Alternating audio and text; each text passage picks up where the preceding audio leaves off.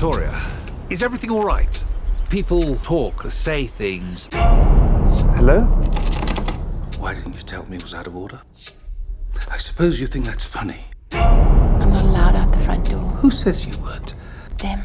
Who? Them. It was terrible out there. I could hear breathing. We told you. Are you worried about the man? They hate us. That's the truth. They want to kill and torture every one of us. You can see it in their eyes. Come now, Frederick. Do you dream about unholy things? I really don't like what's going on here. There's something wrong, and that's a fact. Wait. What did you dream last night? This manifestation of evil. You must be delivered from evil.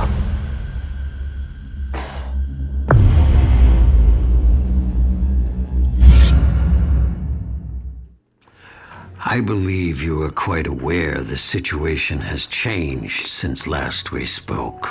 The truth is still the truth, and a bargain is still a bargain. And Mayor Cermak is now deceased. Yes. What does that have to do with our contract? I do not recall signing a contract with you, Mr. Eller. We had a verbal agreement. I'm sure my uncle here will attest to that. Nathan, please. You're being most rude. But Dawes reacted just as I knew he would. Lewis, as a family man, I quite understand your position. As for you, young Mr. Heller, you should not have spoken to the papers of this. It was a breach of confidence. Nothing was said of our arrangement being a confidential one. Besides which, I was in fact discreet. How so? I didn't tell the reporters why I was offered the job at the fair. Void our deal, sir, and I'm going to be put into an embarrassing light.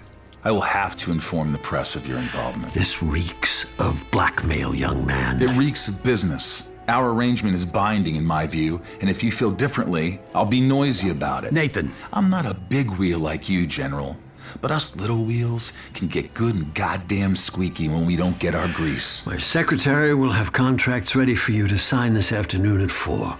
Please return and sign them. Good afternoon, gentlemen.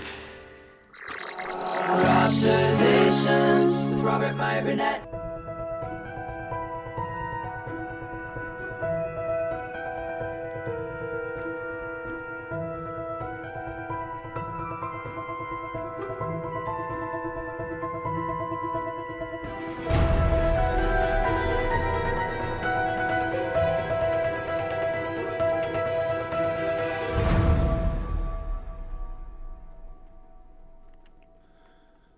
Well, greetings, imagination connoisseurs. Once again, it is I, your Duke of Dope Discourse, your master of fun and wonder, your viceroy of verisimilitude, your sommelier of sci-fi and cinema, your evangelist of the imagination, and the perhaps never-to-be-defined existential Mr. Rogers. That's right, me, Robert Meyer Burnett, and I'm Robcasting you at you from right here in the Robservatory, Robcasting at you, you imagination connoisseurs, you members of this, the Post-Geek Singularity community. This is Robservations episode number 1028.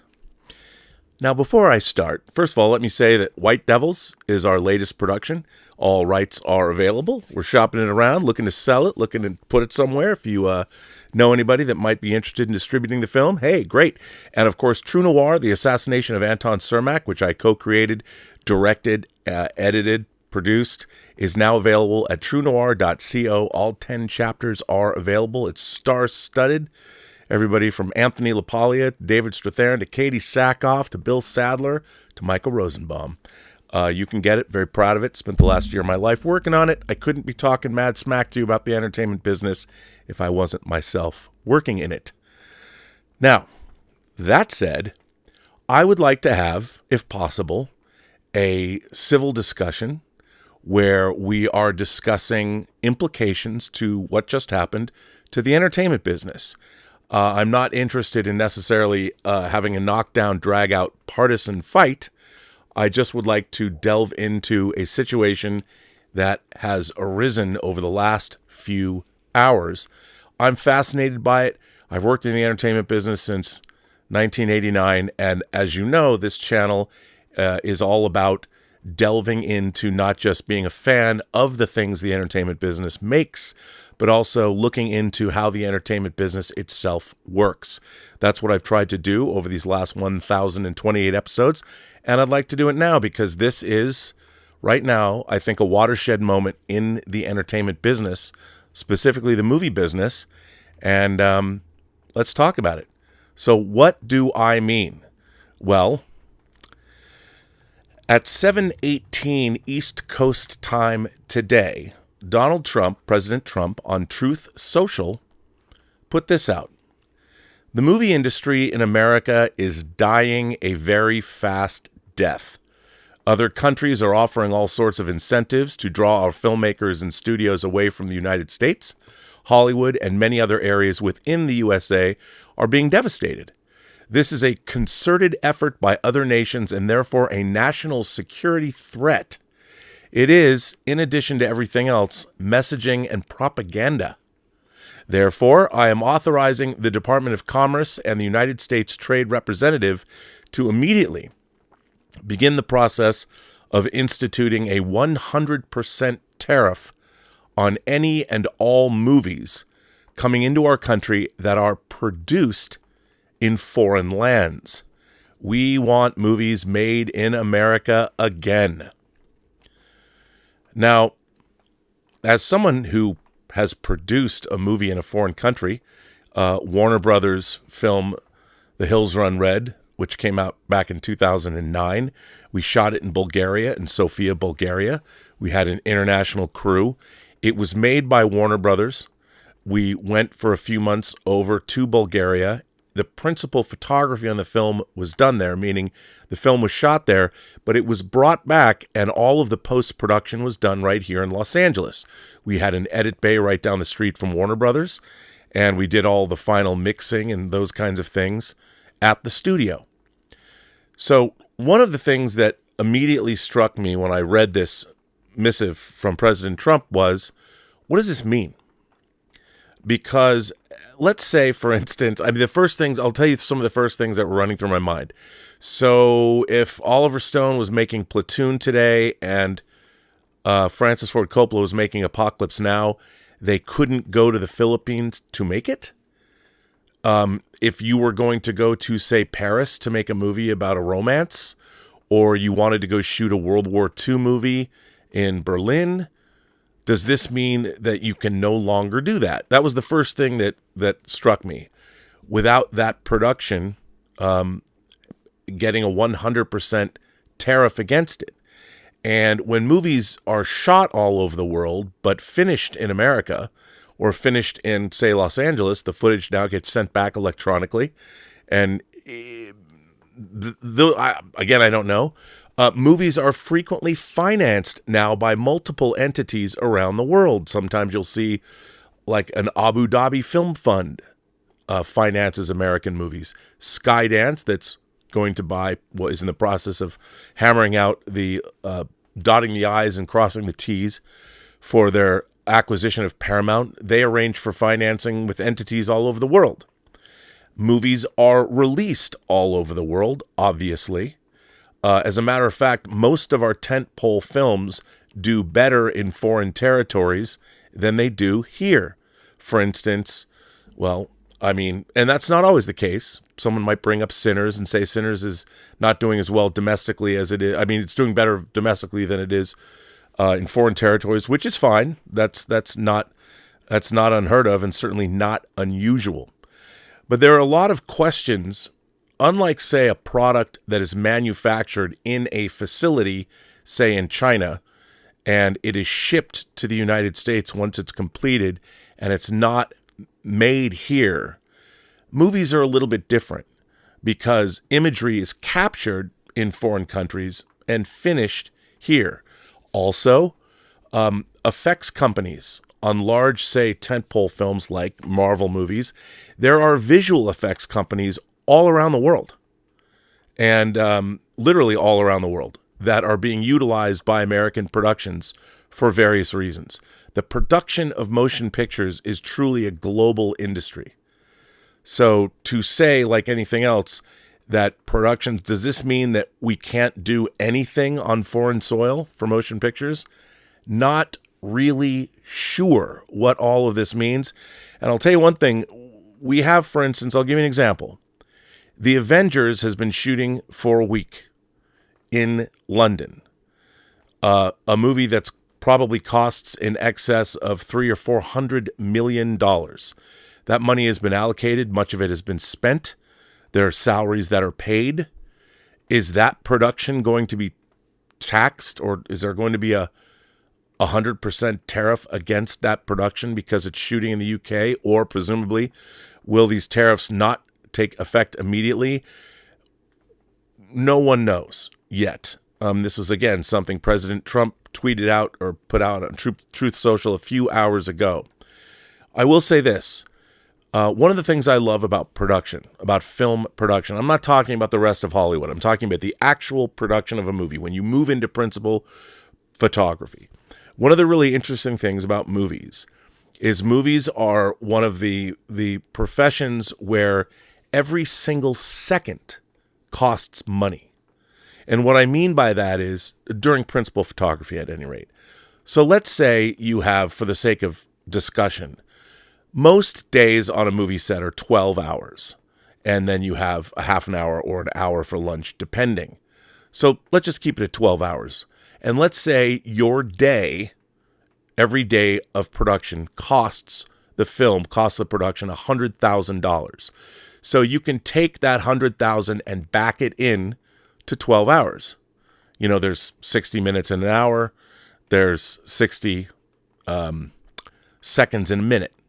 You can actually figure out how much does each second on a 12-hour day, and you have $100,000, how much does each second cost?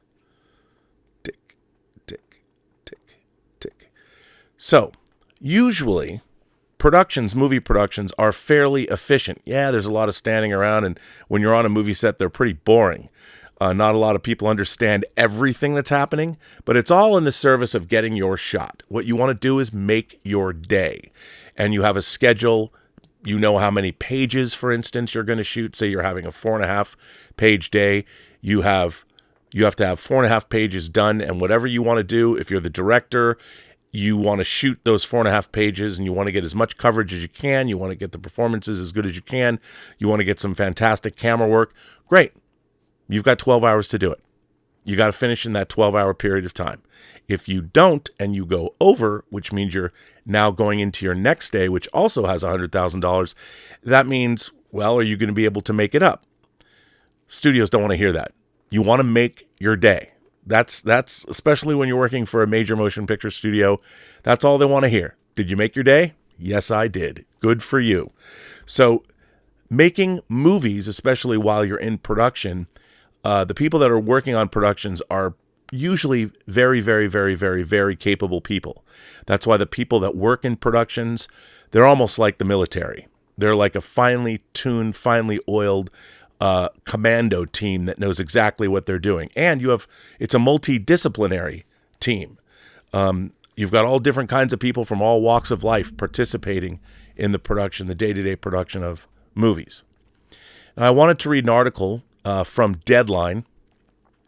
It's pretty interesting. So here's the article. This is from Ted Johnson. This was written at 4:28 this afternoon, or it was published 4:28 this afternoon. Donald Trump says he's pursuing 100% tariffs on movies produced outside the U.S., calling runaway production a national security threat. Donald Trump said that he is ordering the U.S. Trade Representative and Commerce Department to begin the process to impose a 100% tariff on imports of movies that are produced in foreign lands. Again, that's very nebulous, and when it comes to movie making, there's a lot of questions that brings up. Calling runaway production a national security threat, Trump's comments follow reports that one of his special ambassadors to Hollywood, John Voight, was devising a plan to save the entertainment industry. Trump wrote on Truth Social, the movie industry in America is dying a very fast death. I just read that to you. Trump later told reporters other nations have been stealing the movie-making capability of the United States. I said to a couple of people, what do you think? I've done some very strong research over the last week, and we are making very few movies now. Hollywood is being destroyed. Now you have a grossly incompetent governor that allowed that to happen. So I'm not just blaming other nations, but other nations, a lot of them have stolen our movie industry. Well, I would say other nations have their own movie industries and have had them for quite some time. Now you have a grossly incompetent governor that allowed that to happen. So I'm not just blaming other nations, but other nations, a lot of them have stolen our movie industry. They are not willing to make a movie inside the United States, and we should have a tariff on movies that come in. And not only that, governments are actually giving big money. They're supporting them financially. So that is sort of a threat to our country in a sense. It's been a very popular thing. Movie makers love it. And then there's Howard Mortman talking about what Trump said. Jon Voight has met with various guild officials and studio executives in recent weeks, and there was some expectation of a federal tax incentive. There's long been a push within the industry for a more robust federal tax incentive, as opposed to state tax breaks, as a way to keep more production in the United States. Union representatives have been raising the idea of a federal tax break to further incentivize domestic production for some time, as production crews have seen the loss of work over many years. But among studios, there have also been concerns that Trump would try and impose restrictions on any filming overseas, as generous incentives in the UK, Canada, and Australia have long lured Hollywood studio tentpole production. Major Hollywood studios have come to depend on those overseas incentives as a way to try and reduce production costs. A spokesperson for the Motion Picture Association declined to comment. Trump's announcement did not make mention of TV series productions, which produce heavily in Canada. Streamers like Netflix do a heavy share of their production outside the U.S., and they also bankroll a lot of foreign programming, such as Squid Game, that is made in Korea but airs worldwide on Netflix. How is this going to affect those productions, if at all? It's unclear how Trump's call for 100% tariffs will work, including how they would be implemented. Another issue is when a tariff may be imposed with productions that may shoot parts overseas and parts in the United States, or do post-production in the U.S. Trump's existing tariffs do not apply to services, and there currently is a World Trade Organization moratorium on digital goods that is in effect through 2026. Also unclear is whether a tariff would apply to movies already in production overseas or partially in foreign countries, well, like Avengers Doomsday or Christopher Nolan's The Odyssey, which has been shooting in Morocco, with plans for other locations, including Sicily. But currently, sources tell us, The Odyssey is shooting in L.A. on a studio lot soundstage.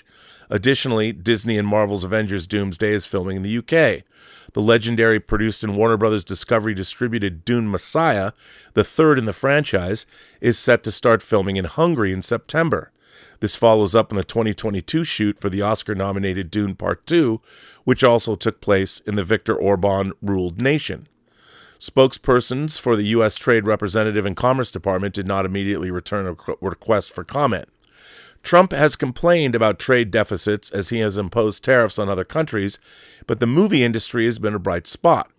According to the Motion Picture Association, the industry generated a positive balance of trade in every major market in the world, with exports 3.1 times that of imports. The industry produced $22.6 billion in exports and $15.3 billion in trade surplus. Trump's point, though, was to keep U.S. production within the U.S. That said, other countries could also respond to the 100% tariff with their own duties on U.S. films, which would have an impact on international box office returns, which are a huge chunk of major studio revenue. Disney, the global box office leader in 2024, drew $2.23 billion in the U.S. and $3.23 billion internationally.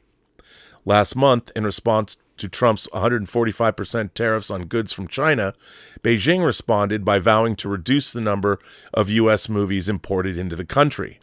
One economist, John Wolfers at the University of Michigan, ridiculed Trump's proposal.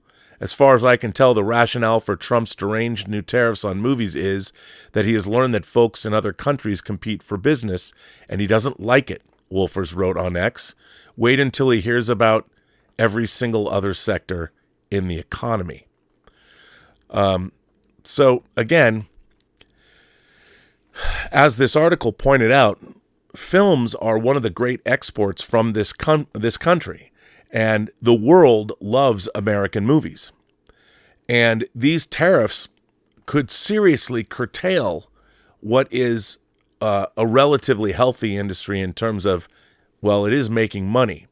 Now, whether the entertainment business here is making money or not, that's another story entirely. And definitely, LA has been gutted. There's barely any productions happening right now. For me personally, the audio facility that I recorded True Noir at, that I've been going to for the last 2 decades, closed down. It closed down because they didn't have any work. And the people that I work with, who I love dearly, retired because there's not a lot of work here. And if you ask a lot of people in the entertainment business, they're not working either. And when you find out that Marvel movies, which pretty much were a staple in Atlanta for the last decade, are going over to London, the new Vision TV series is shooting there, Avengers Doomsday and presumably Avengers Secret Wars were planning on shooting over there. Because in terms of what Disney does, they plan ahead. And these tariffs could be seriously curtail production there. But there's a lot of people that would love to see that production come back to the United States, which I can understand.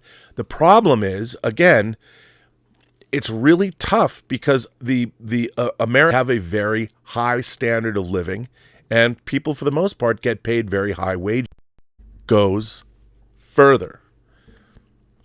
Once again, I really don't know why my YouTube channel is constantly... What I was saying is your dollar goes further overseas. I don't know if you guys saw that, but I keep being squeezed out. I don't know why. YouTube keeps doing that to me.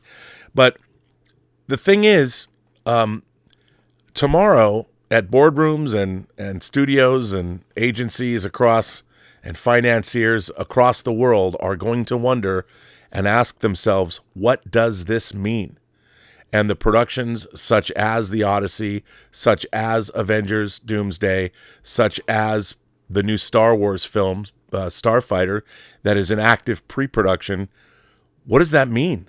Does it disrupt? We're talking hundreds of millions of dollars. And do they have to bring back the entire cast and crew of Avengers Doomsday and start again in Atlanta? I don't necessarily think that's going to happen. But the real question is, what is going to happen? And I think one of the things since Trump took office for his second term, I think a lot of the problem that's been happening is when on a Sunday afternoon, Trump makes these decisions or these things he's shooting from the hip. You have now an entire industry that is looking at itself, wondering, what are we going to do? And not only what are we going to do, what are we expected to do? Which isn't great for movie making. And I agree in the long run what President Trump is trying to do, bringing back manufacturing and bringing back jobs to industries is not a bad thing. I totally understand that. But the thing is, are those jobs actually some jobs that we can actually materialize here? Because the price of making movies and the price of doing anything in the United States is exorbitantly expensive. And the thing is, Will somebody be able to produce an Avengers Doomsday in the United States without any kind of tax incentives?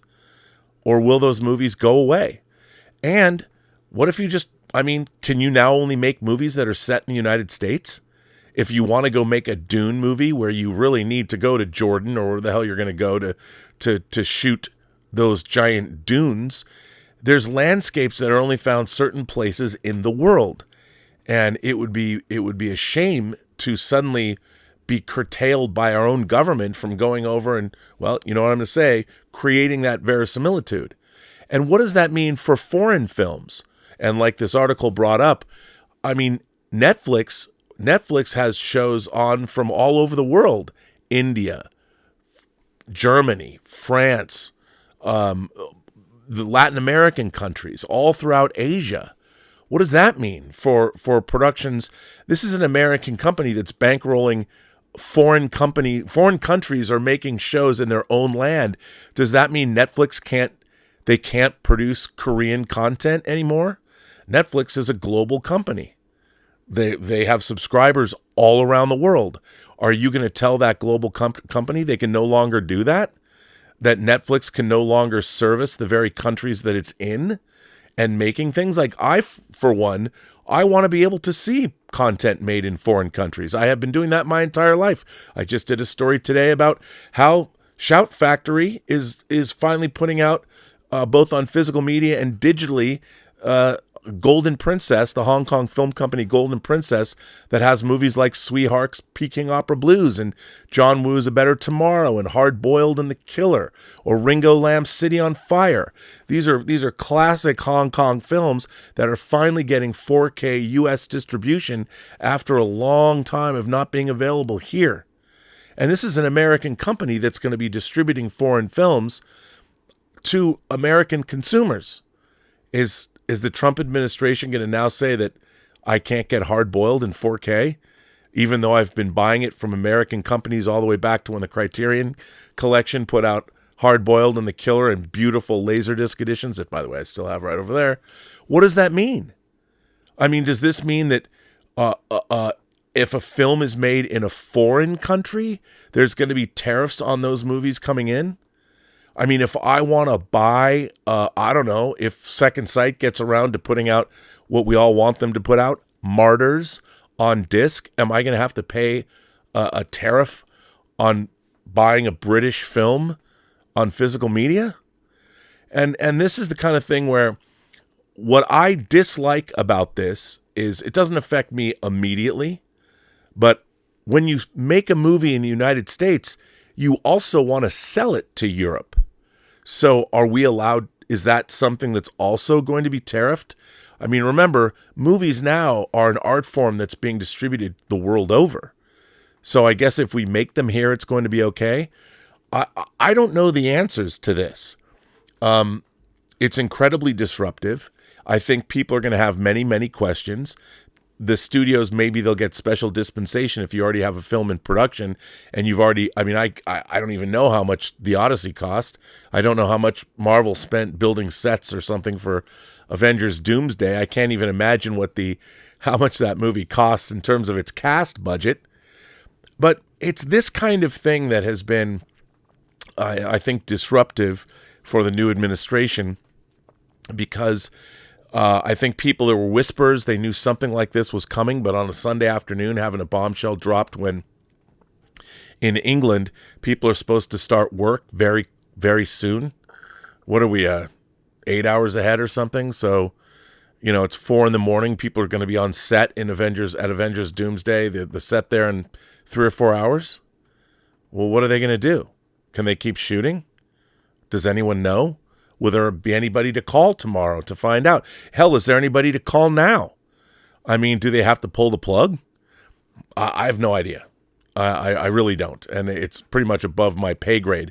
But all I can tell you is that I have had the experience of producing, it wasn't a big budget movie. It was millions of dollars, but not tens of millions of dollars. And it was a fascinating experience. But what was interesting was, again, we did our principal photography in Bulgaria.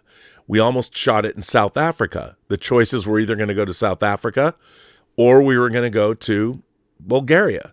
We ended up going to Bulgaria because the terrain matched, I believe, the Pacific Northwest more than South Africa did. The director Darren Scott went and shot Deep Blue Sea 2 for Warner Brothers as well, and shot that in South Africa. So I have a friend that just got back from overseas, and they shot a film in a foreign country. They brought it back to America, and they're now editing it here in Los Angeles. And sometimes when you're editing a movie, it can take quite some time, months. And then you don't just edit it here, you have to do the entire sound mix here as well. So the idea of producing movies, it's not like you're making a tchotchke or a trinket that gets manufactured in a factory overseas with automation and then gets shipped over here on a boat. Movies aren't really like that. You might digitally capture your film in a foreign country, but then you bring it back here and work on it for another year. What does that mean? Are you going to no longer be able to go shoot movies in Paris? Is that going to mean we can't, if we're going to have to use the volume stage and we're not going to be able to go on location? Remember, it's the 4th. May the 4th be with you. Star Wars, the original Star Wars, was shot in Tunisia and London. Empire Strikes Back, they went to a glacier in Norway. Are we not going to be able to do that anymore? Are we not going to be able to go to Canada anymore? John Carpenter's The Thing.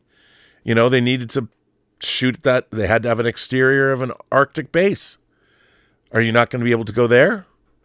I mean, it's a really, for the entertainment business and for the movie business that has been making movies overseas for a long time now.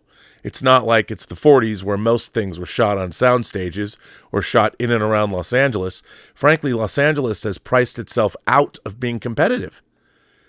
Donald Trump did take some shots at Gavin Newsom, and I would say Gavin Newsom really hasn't done enough for production in LA. And I know a lot of people that would like to see production come back to Los Angeles, but Los Angeles is not a friendly city to make movies. The population here is wise to that.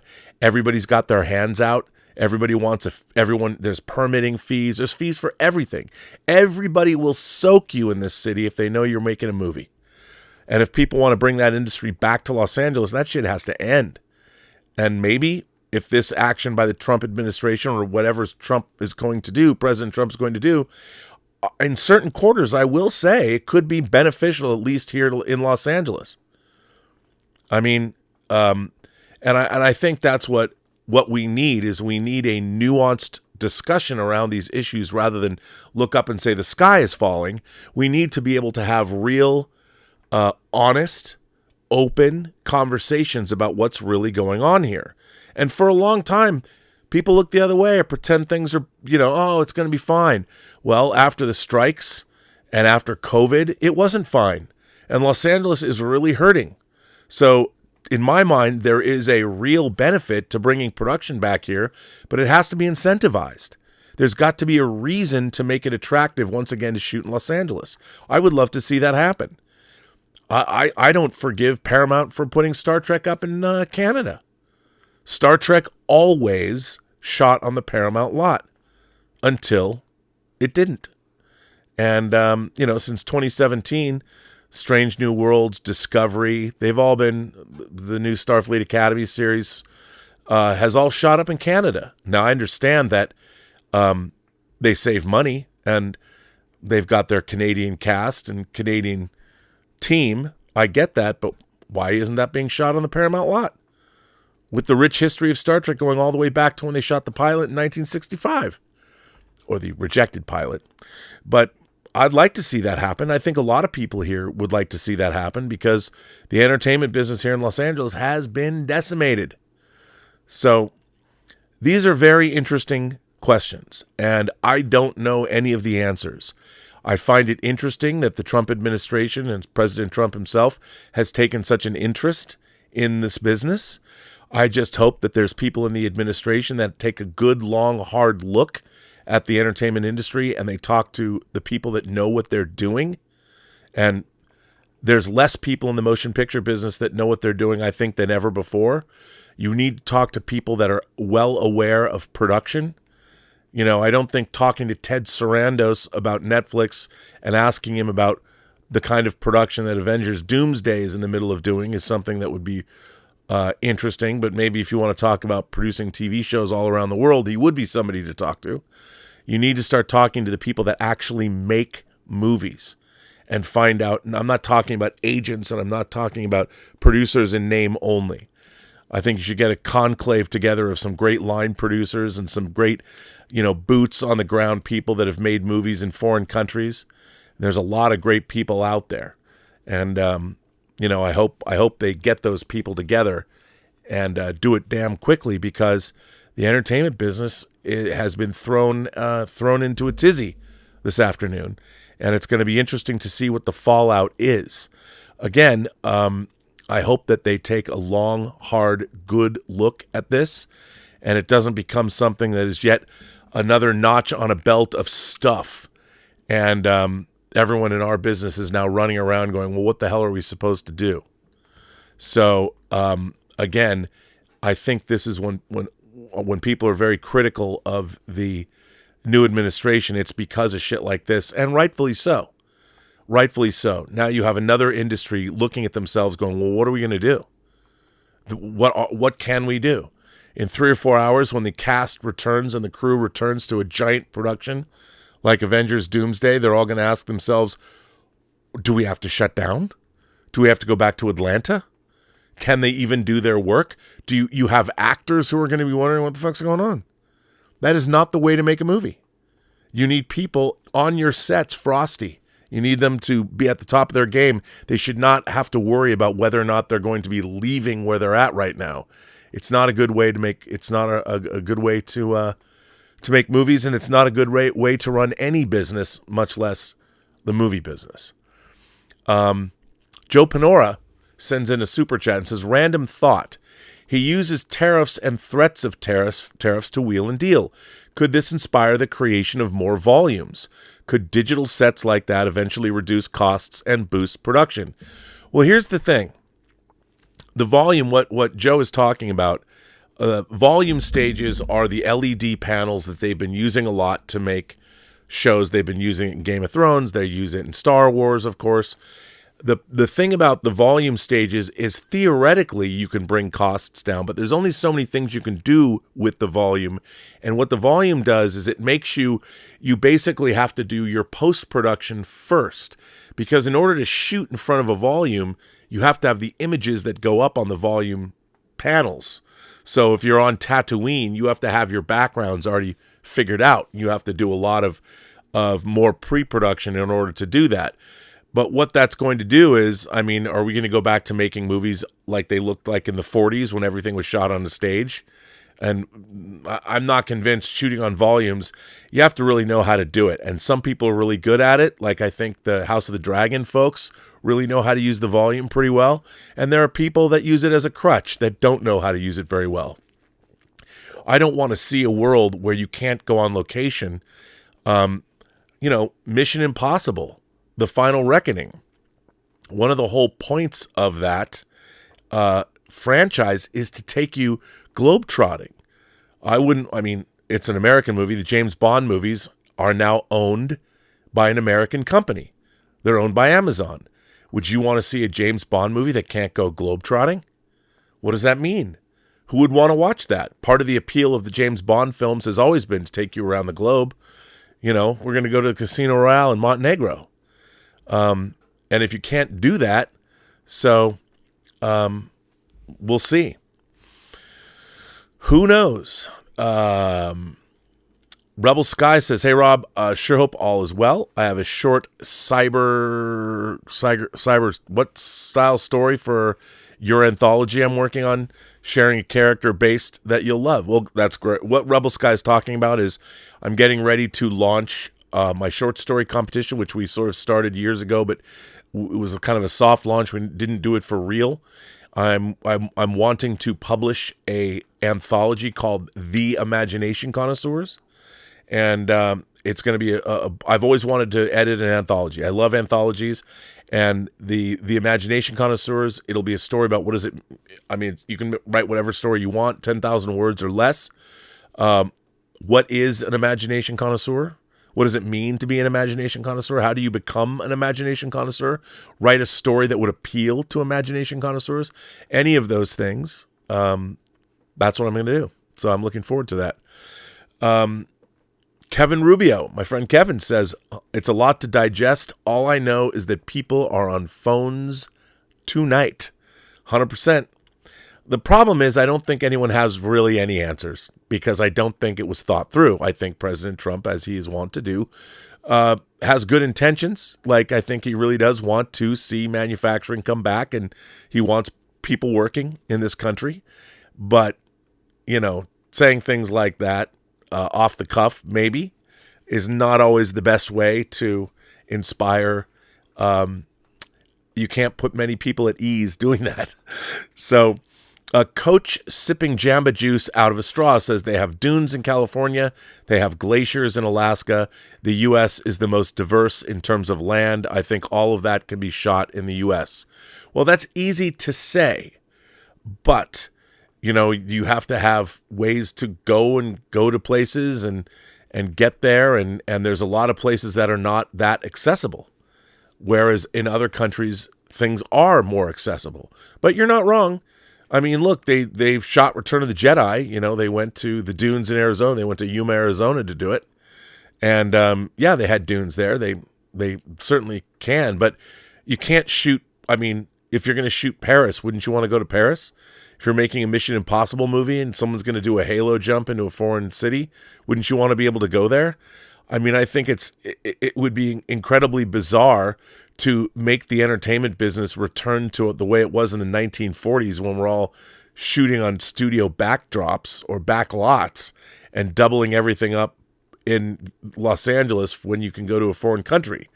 I mean, I wouldn't want to watch Apocalypse Now if it was shot in the swamps of Louisiana. I'd much rather see it. I went to the Philippines and did it, and it worked really well for them. You know, I don't know if you could pull it off in the United States. Maybe you could, but you know, part of the interesting thing about movies is seeing the rest of the world. I mean, film has become a worldwide. Almost every country now has some kind of film program. I mean, there's movies coming. I mean, hell, even Iran has great filmmakers, and we're getting great, believe it or not, Iranian movies. When they're not jailing their filmmakers and allowing them to go to film festivals, we're getting some bangers. There was a great movie from Pakistan that came out this year that I interviewed the director on this channel for designing, or for John Campion's channel, for designing Hollywood. And I'll tell you something, movies is one of the great art forms, was the great art form certainly of the 20th century, and movies bring the world together. I mean, Bollywood films, Asian cinema, Korean, look at how many great Korean movies, whether they're action-adventure, whether they're horror, whether they're sci-fi, whether they're crime thrillers, whether they're things like Squid Game. I mean, the Koreans have become incredibly prolific in terms of their film industry, and, you know, over the last 25 years, and their films and movies and TV shows, films and movies, their television and cinema is some of the best in the world, best that's ever been. And there's great films even coming out of Russia when they allow them to get made. So we'll see. Are they going to start putting tariffs on foreign films? I mean, it's not like when somebody makes a movie. That's another thing. If somebody makes a movie in Japan with Japanese people, you know, it doesn't affect us at all. But I'd certainly like to see it. And, you know, I'd like to be able to buy it. And I buy all kinds of movies from all around the world. I would hate it if I couldn't suddenly, if they were going to me, that's censorship in a way. I don't want to see that happen either. Drew Skizzy says, if you had to move to the East Coast, where would you go? I've never been to Boston. You know, probably up somewhere more toward Maine, you know, in that area, because it's like Seattle. But I mean, look, if I could afford to go there, I live in New York City. I mean, who are we kidding? I love New York. I don't care what people say about how it's turning into a shithole or whatever. I love New York City. You know, every time I've gone there, I've had a great time. I love walking around New York City. I love New York. It's just expensive to live in. So, but yeah, I mean, I love cities. Like I said, I've never been to Boston. I've been to Miami. That's more of the South. You know, I've been to South Carolina, maybe North Carolina. I have some friends in North Carolina. Who knows? Bert, who is a PGS hero, is a member of the channel. Actually, first of all, Roger gifted 5 Burnettwork memberships. We had a great member call every other week. I try and do it every other week. We have member calls on Saturdays that start at 11, where I sit and talk to everybody. You know, you can come on in and we chat with all the other members who want to come in. Anybody, everybody, all the members are welcome. You can become a member of the channel for 99 cents a month if you want. So come on in. It's a lot of fun. So Bert, who's been a PGS hero, says he's for 37 months. Thank you. I very, very much appreciate that support. R&B, do you think that the Trump trade wars brings a new appreciation to the trade war plotline of the Star Wars prequel trilogy and vindicates Lucas? Well, okay, first of all, does Lucas need vindication? I don't know if it brings a new appreciation. I think that, here's the thing. I think that opening The Phantom Menace with the trade routes are in dispute was perhaps maybe not the best way to open episode 1. I think episode 1 needed a James Bond opening where we'd never seen Jedi Knights at the height of their powers. I mean, you could argue that Luke and Vader was pretty impressive in Empire, but I would say, or in Jedi too, and then of Jedi, but I would say I would love to have seen Qui-Gon and Obi-Wan on a mission together, doing some badass Jedi shit that we'd never seen before. That was kind of a cold open. Then they go back to the Jedi Council, and the Jedi Council's like, yeah, there's this weird thing going on Naboo. You're our two best. Why don't you go out there and check it out? What's going on? Why is the Trade Federation blockading this planet? And turn it more into a mystery like that. Instead, it wasn't so much the trade routes. I mean, the Trade Federation was an interesting adversary, but it was the fact that the Phantom Menace opened with 2 Jedi basically walking into a room and waiting. They're waiting for somebody to they land on the droid control ship or whatever, and then they get taken into a room and they have some water they can drink. It was kind of a weird thing, but no, maybe the fact that it doesn't seem so foreign now. You're gonna have kids going, now I understand what tariffs are. I understand what trade routes in dispute are. So I don't know. It's an interesting question. Joe Panora says, do you think this will cause the government in California to become pro-movie biz, or will this require new elected officials? Look, honestly, I think California took the entertainment business for granted. I think people just, and like so many things, they just thought it would always be here. It's the movie business. It's Hollywood. It's always going to be here. And the thing is, the rest of the states, whether it was Illinois, whether it was Georgia, whether it was Louisiana, they're incentivizing production. Come to our state. We'll give you a 30% tax rebate or tax credit on both production and post-production. Come on down. Because they know that when you have productions, how much it benefits the local economy. When you're making a movie someplace, you're buying lumber from local dealers. You're buying expendables from local dealers. Your cast and crew eats at local restaurants. They are staying at local housing. It's not just the money that they're spending on the production itself. It's all the money the people that are working on the movies, how they spend all around the rest of the place. On the weekends, they're going out and doing things. They're taking all that money the studio's paying them, and they're spending it in local economies. That's why the movie business is so, that's why people like to have it come there. And then, of course, eventually somebody decides, well, why should we be giving them a subsidy? Or why should we be giving them a tax credit? Well, it's because it benefits the local economy. And if it stops benefiting the local economy, we won't do it anymore if it becomes too expensive. But it is lucrative, and there is a lot of people that want you to come and spend money that's why people go to Hungary. That's why I'll tell you something. When I went to Bulgaria, I was like, Bulgaria? What's that production? What's that going to be like? And I have to say, they were incredible. In Bulgaria, there's UFO, there's New Boyana Studios, where they built a New York City street set. They did in Bulgaria. So you can go, and there's a lot of really talented crew there. There's talented people. If somebody asked me if I would go back and produce a movie in Bulgaria, I'd go tomorrow. Absolutely. There's really a lot of talented people there. And by the way, over the last 20 years, they've gotten just that much better. If you look at people that is shot in Bulgaria, and I think that have camera will travel. But I do think that California totally took the movie business for granted. They should have been bending over backwards. They made it so difficult. They soaked the movie business. They made it so difficult and so expensive to shoot here and it wasn't just Gavin Newsom. It was people before him, way before him. It was the fact that everybody looked at the studios as an endless cash cow. Well, look where we are now. People are talking about California or LA turning into Detroit. And I don't know if that's going to happen, but maybe we can get production to come back to Los Angeles. But it's not just, there's so many things. There's so many rules and so many regulations and so many things that you have to overcome to bring production back to Los Angeles and make it feasible again. Because they price themselves. This city is a nightmare to try and do a shoot in, especially if you're not working with a big budget. If you're working with a smaller budget, it's even more of a nightmare.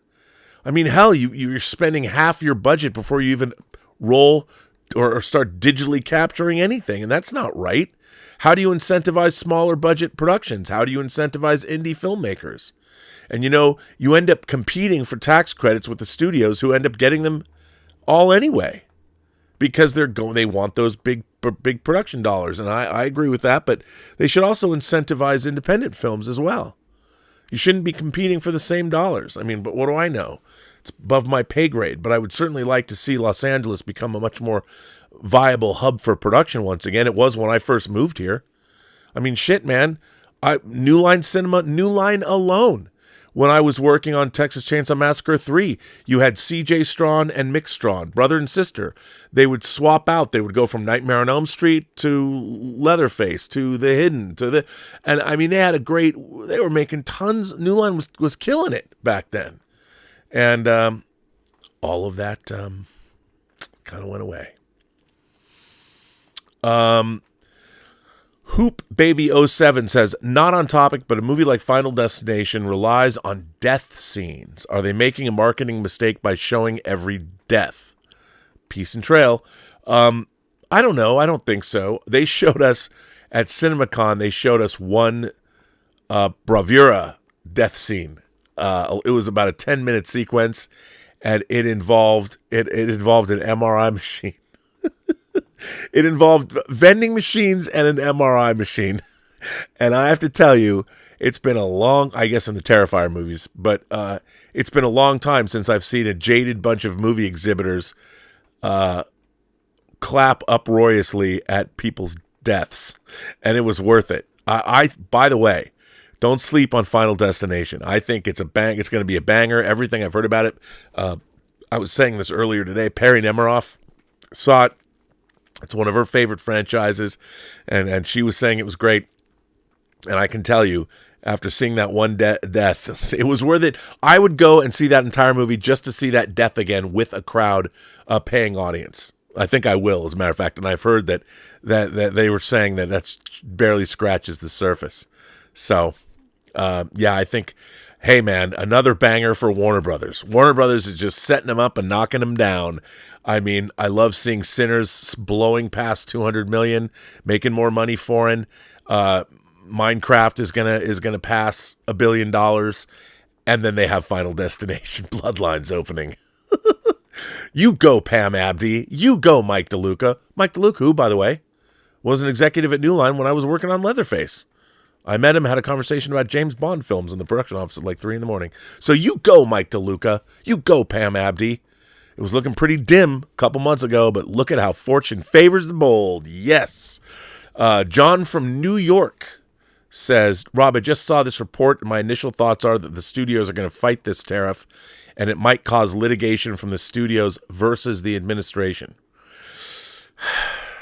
You know what, though? Does it have to? You know, I would say that President Trump is not wrong. I mean, what he wants is he wants Americans to go to work. And I know here in LA, Americans are not working much in the entertainment business here. So rather than, look, if they can't work something out, if Trump's going to be a hard ass and is going to say things like, hey, Avengers Doomsday, you have to come back to America and shoot, it might get ugly because contracts have been signed and maybe they'll give special dispensation to things that are already in production. But I would think, why not make the government a partner? And if you could have federal tax incentives, if there could be a push, for that to happen, well, that could be very interesting. It could be very interesting for all aspects of the business. I mean, I don't think anyone would object to seeing more Americans go to work. What's not to love? But again, I don't know, because there's no plan. This was so haphazardly done. And there is no entertainment division of Washington. You know, Jack Valenti's no longer there. There's nobody to talk to. There's nobody that knows how to make movies that's working in Washington right now. John Voight, you know, he's not exactly the greatest producer in the world. And he certainly hasn't worked at the studio level making a budget and deciding what movies are greenlit.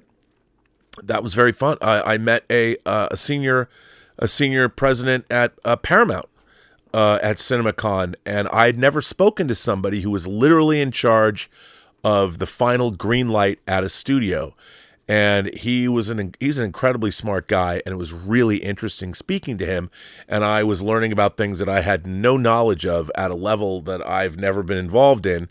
So, you know, I hope someone like those people are the ones that they talk to in Washington, because I don't think anybody in the administration has a clue how to make movies or how money is spent on films. I think that so there could be a great opportunity. But again, who are they going to talk to? Who are you going to talk to? You've got to talk to the people that know how to make movies, and not necessarily studio executives per se. But I'd find the best line producers in the business. You know, I would ask Christopher Nolan, who does your books, who makes sure that you keep yourselves on time and on schedule. I don't know. So it's going to be really interesting to see where all of this is going to go. And to be honest, I don't know. All I know is that the business today has been thrown into a tizzy. And for me, look, I've always lived at the independent level. I've been a producer on things like the Agent Cody Banks movies. I was in charge of buying that script and developing it with my partners at the time. But I've never had to deal with, you know, $400 million budgets, which is probably somewhere along the lines or somewhere around the ballpark of, I can't even imagine what they're thinking at Disney right now. I mean, prepping Star Wars Starfighter and doing 2 Avengers movies and doing Spider-Man Brand New Day, which is all going to be done in England. They probably already paid so much, and they're shooting the Vision miniseries there right now. I can't even. I just can't even. But so yeah, it's tough. Joe Panora asks, did rising production costs and red tape in California drive studio mergers and closures, fuel the rise of the streaming wars and bloated budgets? You know, I think that there's a lot of that, certainly. But I honestly also think that, to be honest, I think people have come to rely too much on bells and whistles. And I think costs could be brought down if people went back to basics in terms of making films. I mean, you know, so many movies now, every single in a large budget franchise picture, for instance, every single shot can be a special effect shot. Every single shot has set extensions. Every single shot has blue screen or green screen. And when you're doing that and you're turning every shot into an effect shot, that means that there's that much more post-production work and that much more post-production expenditures. I mean, one of the things about Thunderbolts that I thought was fairly refreshing is so much of it felt more practical than normal Marvel films. Now, I don't know how it affected the bottom line. I think the movie still cost $200 million. But, I mean, I just think that there's so much going on. You know, the way movies are made and the kinds of money that's being spent, there's a lot of factors. And again, a little bit beyond my pay grade. But yeah, I mean, in terms of California, in terms of production here, production costs and red tape and all the permitting and all the ridiculousness that you have to go through just to roll film. I mean, even permits, just getting a permit. And it's not just getting a permit to shoot. You then have to permit. You have to figure out where you're going to park. And everybody's got their hands out. And the costs go way up. And unless you're a major studio, I mean, who's going to make an independent movie here? When I first started in the business, all kinds of movies were getting made in the late 80s and early 90s here. It was very easy. The climate was very welcoming. Not anymore. not anymore, which is why people left. John from New York with a $20 super chat. Thank you for that. Roger gifted more Burnettwork memberships. John from New York with a $20 super chat says, on another topic, I just rewatched The Shawshank Redemption, and having grown into an astute viewer, the plotting and foreshadowing is just masterclass. Extremely thematically strong about the enduring human spirit. Look, I totally agree. I think that, people forget Frank Darabont had only made a TV movie before he'd made Shawshank. I think Shawshank is, talk about an auteurist vision. Obviously, Frank Darabont wrote that script. I remember seeing that movie. I used to read that story every year. The story is actually called Rita Hayworth and Shawshank Redemption, and it appeared in different seasons that had also Stand By Me or The Body and Apt Pupil. All three of those were turned into obviously adaptations, and then a movie called a story called The Breathing Method that was never made into a movie, and probably rightfully so. But boy, The Shawshank Redemption is an incredible movie. I saw somebody say on one of my streams or something that, well, I just watched it for the first time. It's mid and overrated. I was just like, wow. Okay. You have to be a pretty well-developed human being that has a lot of empathy and understands what's going on there. But yeah, I love that film. That film also has one of my favorite sound effects in any movie. And it's a shot when they're going over Shawshank Prison. And I think it's when Andy Dufresne is coming into the prison and Morgan Freeman and the camera pans over and it's the flag. The flag and the fluttering in the breeze, just how it's going in the wind. It's just the camera just pans by, and that flutter. It's one of my favorite. Kudos to the sound effects team for that one, because man, is that a great effect how it goes by. I hear that flutter every time. I probably watch that movie 25 times, but every time I've watched it, I love that sound effect. It just it gets me all. It's such a weird thing. I have a favorite sound effect. I remember telling Joe Viscoso, the pyrotechnics director, or the pyrotechnics guy on Star Wars. He also blew up the White House for Independence Day. I met him at Comic-Con, and I met him and his wife, and I was like, "You're Joe Viscoso," and I go, I have a favorite explosion of yours. And it was funny because his wife looked at him like they knew what I was going to say, and I did. They knew what I was going to say, and what I was going to say is the final TIE fighter in Star Wars, where it has the explosion where it blows up, and then a secondary explosion comes out. And Joe Viscoso's wife's like, he's been trying to duplicate that for decades. Anyway, I don't know what that means. Probably nothing. But hey, it is the 4th, by the way. May the 4th be with you.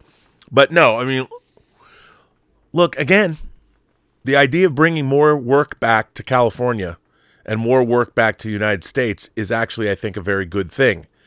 It's just that the movie business is a unique business, in particular, if somehow American companies were not allowed to shoot overseas. Or maybe they could come to some compromise. If you're going to shoot overseas, you have to shoot a certain number of days domestically as well. But it would be horrible if you couldn't make a movie like, Mission Impossible is a movie that's obviously multiple financing entities, but it is still a Paramount movie, and the whole point of the Mission Impossible films is to go around the world. So it would seem silly that you couldn't do that anymore. That would be very, very, very reductive. Anyway. Well, again, I don't know what's going to happen. I'm very curious to hear in the coming days how the industry is going to respond to this. Tomorrow is going to be very interesting, reading the trades and all of the different op-eds and hearing what the studios are going to do. But, again, I think that I would like to see a lot of cogent analysis and conversation around this rather than just fuck that guy. It's frustrating. To read just that kind of discourse. I think now is the time when I want very smart people to step up and figure out what's going to happen with the business I work in, even if I only work on the fringes. But still, I'm still trying to develop movies. I got projects in the hopper, so I want to continue to do that. and we'll see. Luckily, one of the franchises I'm working on needs to be entirely shot in Illinois. So looking forward to that. If anybody's interested, we've got a movie that we're going to shoot in February in Illinois. Come on, Mr. Trump, President Trump. Can if we have some federal initiative, can we get some money and go make a movie? And I promise we'll spend all the money in Chicago. We only need between 15 and 20 million. It's a great script too, by the way, by Max Allan Collins. But on that note, everyone, I want to thank you all for being here. I want to thank you for generously supporting this channel via super chats, tips, and memberships. And it's always nice to hear your comments and what people have to say. I really want to know what you guys think. What do you think about all this? What's going on? And how do you feel about it? I'd love to hear. So we shall see. Wait a minute. Let me just look. Is this true? Somebody sent me $100 tip. $100 tip. This is insane. I'll be the one. Sent me $100 tip that says, "Hi, Rob. I've decided to wait 5 years before I watch good TV and movies. In 2024, I finally watched Dexter, Resident Alien, and Peaky Blinders. I want all entertainment to succeed. To paraphrase a quote from Jeremiah Johnson, you have done well to come so far." Well, first of all, that's incredibly nice and very supportive of you. That's very, very nice. Thank you so much. This is really interesting. I've decided to wait 5 years before I watch good TV and movies. I have many questions about this. Wait 5 years from when? Like, are you young and you want to get older before you watch movies? I'm very interested to hear what does that mean? I'm totally fascinated now. I really don't know what that means. That's really, really interesting. I'm fascinated by that idea. But you know what? I mean, there's a lot of people. Look, I've said this a lot, and there's been a lot. I have not heard the term media literate as much. I mean, I'd heard it before, but I'm hearing it bandied about more than ever. And I think it's true. I think that people are very limited in terms of what they've seen and what they like. And I've said this before. When I was growing up, for instance, books were just as important to me as movies and television were.